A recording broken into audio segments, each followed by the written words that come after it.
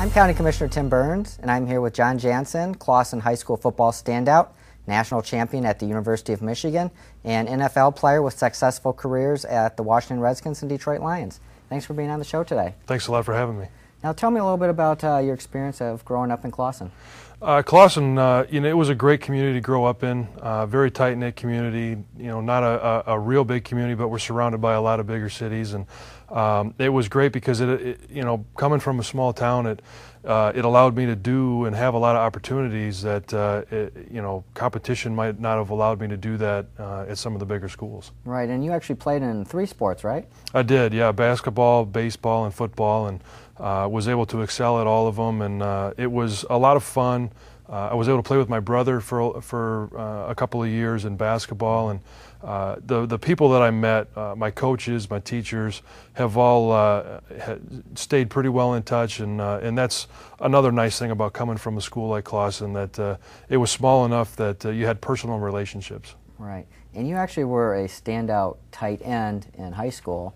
And then you moved to University of Michigan, got recruited, and you switched positions. Tell us a little bit about that. I did. When I went to Michigan, I was about the same height. I was about 6'6", but I was about 235, and which is great for a tight end, but not for an offensive tackle. And I was redshirted, and when I got to there, we had training table and things of that nature. And I put on about 60 pounds my freshman year. And Coach Moeller, who was our coach at the time, came to me and said, we still like you as a tight end, but we've had some injuries at the offensive tackle position, and feel that you would have a great opportunity to play as a freshman next year as a redshirt freshman. And I was just looking for any way to get on the field, and it just provided me with that opportunity. I was able to start the next year, and things have worked out pretty well since. Right, and actually, what year was it that you won the national championship? 1997. We won the national championship, beat Washington State out in Pasadena. Now, how did it feel going from Clawson Stadium, which we always have great crowds at, but it's not as big as the big house? Yeah. What was the difference with going on the field compared to the high school experience? It was every time you run out in the big house, it was a tremendous experience. There's 111,000 people. They're playing the fight song. It was definitely very special. But coming from Clawson and the way we entered the field from Clawson, we walked down from Shalom Elementary School there, and you'd see the Friday night lights, you see the field all lit up, and the fans were going crazy, and that holds a very special place in my heart too, and very fond memories. And one of the special things coming back to play with the Lions, I was able to make it to a couple of Clawson home games last year, and just the memories that I have, and seeing it all again, it's fun to be back there. They support, Clawson supports their football teams, their academics. They support everything so well. It was just fun to be able to see it again. Right. And you've heard the news recently that your alma mater's league, the Big Ten, now has 12 teams. We have Nebraska. What are your thoughts on them joining the league? I think it's going to be a good thing for the Big Ten. I think it'll be, especially for a lot of the football schools, Nebraska has a great tradition of being a good football school, and they're on the upswing as well. So it'll be a lot of fun to have them in the Big Ten, and financially it opens the Big Ten up to an area of the country that they hadn't been exposed to. So I think it'll be good financially, academically, and obviously athletically. Right, great. So as you were leaving college, tell us a little bit about how you were drafted into the NFL. I was drafted in the 2nd round, 37th overall. Growing up in the Midwest, I had always followed the Lions, had followed the Bears, and the Bears were picking 37, and I thought, Coach Moeller actually at the time I think was with the Bears, so I thought when the phone rang I was going to Chicago, which would have been nice to stay in the Midwest, but it was actually Washington. They were trading up.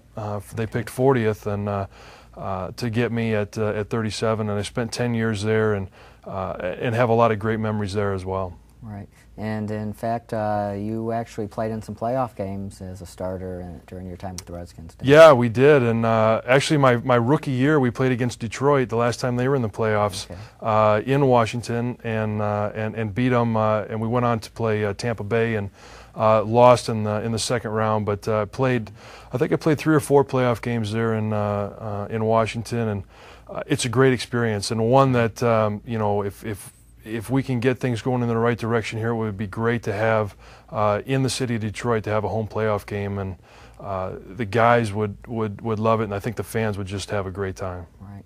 Now, for some of our viewers who might not watch football as much as I do and who don't play it like yourself, tell us a little bit about what the responsibilities of your position are. Well, actually, tell us what your position is and what your responsibilities are. I'm an offensive tackle, and really, in its most basic form, I block to allow the running back to gain as many yards as he can, or the quarterback to give him enough time to throw the ball down to the receivers. So I try and protect as many people as I can, and I take the beating so they don't have to. Right. Now, I always feel bad for you guys because during the draft and the coverage, they always talk about the running backs and the quarterback as the skilled players, and then they just say tackles.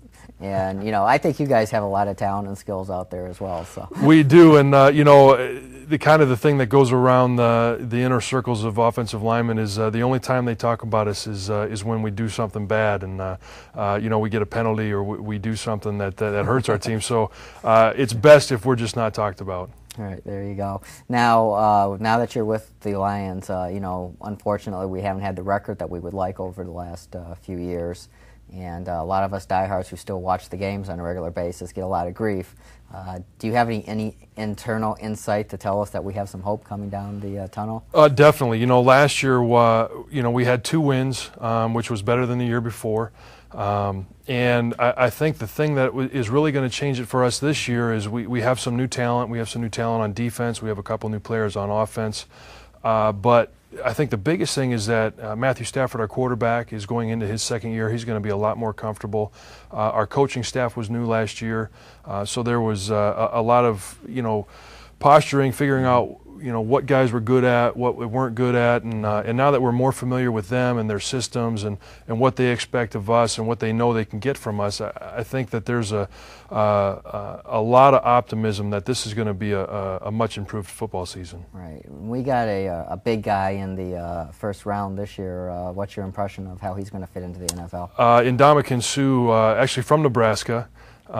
Is going to be a very good defensive player. He, you know, he's like a lot of young guys. He's coming in and he's doing all the things we ask him to do. He's running, he's lifting, he's practicing, not asking, you know, any questions other than, hey, how do I get better? And that's what all we expect young guys to do. And I think he's got a lot of natural ability, and he's going to do a tremendous job for us. Great.